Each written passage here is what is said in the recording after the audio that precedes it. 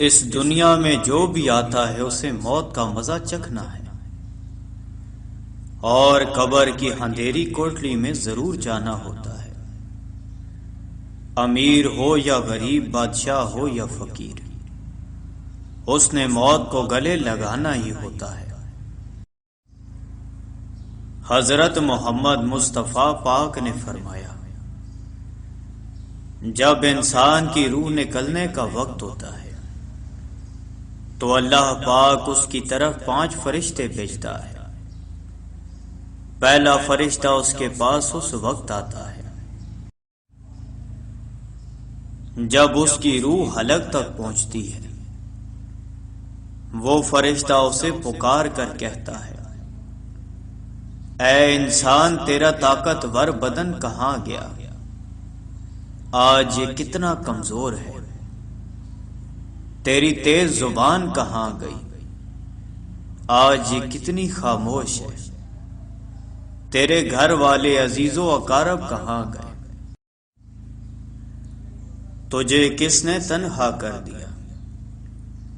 پھر جب اس کی روح قبض کر لی جاتی ہے اور کفن پہنا دیا جاتا ہے تو دوسرا فرشتہ اس کے پاس آتا ہے اور اسے پکار کر کہتا ہے، اے انسان، تو نے تنگ دستی کے خوف سے جو مال و اسباب جمع کیا تھا وہ کہاں گیا؟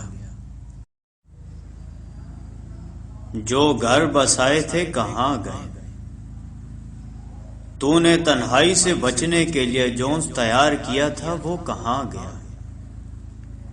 پھر جب اس کا جنازہ اٹھا دیا جاتا ہے تو تیسرا فرشتہ اس کے پاس آتا ہے اور اسے پکار کر کہتا ہے، آج تو ایک ایسے لمبے سفر کی طرف رواں دواں ہے جس سے لمبا سفر تو نے آج سے پہلے کبھی طے نہیں کیا تھا۔ آج تو ایسی قوم سے ملے گا کہ آج سے پہلے کبھی اس سے نہیں ملا۔ آج تجھے ایسے تنگ مکان میں داخل کیا جائے گا کہ آج سے پہلے کبھی ایسی تنگ جگہ میں داخل نہ ہوا تھا۔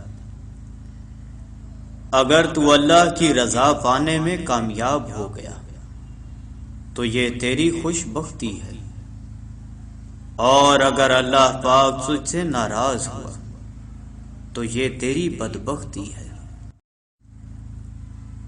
پھر جب اسے قبر میں اتار دیا جاتا ہے تو چوتھا فرشتہ اس کے پاس آتا ہے اور اسے پکار کر کہتا ہے، اے انسان، کل تک تو زمین کی پیٹھ پر چلتا تھا اور آج تو اس کے اندر لیٹا ہوا ہے۔ کل تک تو اس کی پیٹھ پر ہنستا تھا اور آج تو اس کے اندر رو رہا ہے۔ کل تک تو اس کی پیٹھ پر گناہ کرتا تھا اور آج تو اس کے اندر شرمندہ ہے۔ پھر جب اس کی قبر پر مٹی ڈال دی جاتی ہے اور اس کے اہل و عیال، دوست، عزیز و اقارب اسے چھوڑ کر چلے جاتے ہیں، جب پانچواں فرشتہ اس کے پاس آتا ہے اور اسے پکار کر کہتا ہے، اے انسان، وہ لوگ تجھے دفن کر کے چلے گئے، اگر وہ تیرے پاس بھی ٹھہرتے تو تجھے کوئی فائدہ نہیں پہنچا سکتے تھے۔ تو نے مال جمع کیا اور اسے غیروں کے لیے چھوڑ دیا۔ آج تو یا تو جنت کے اعلیٰ باغات کی طرف پھیرا جائے گا یا بھڑکتی ہوئی آگ میں داخل کر دیا جائے گا۔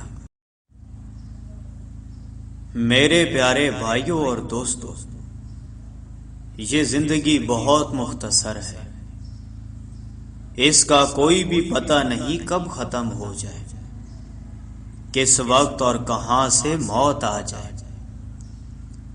اس دنیا میں ہمارا آنے کا مقصد ہے کہ ہم اللہ پاک کی عبادت کریں، نیک اعمال کریں، اچھے کام کریں، نہ کہ ہم اپنی زندگی کو گناہوں میں صرف کریں۔ ہمیں موت آنی ہے اور ہمیں قبر میں جانا ہے، مگر افسوس کی بات تو یہ ہے ہم اس کے لیے کوئی تیاری نہیں کر رہے۔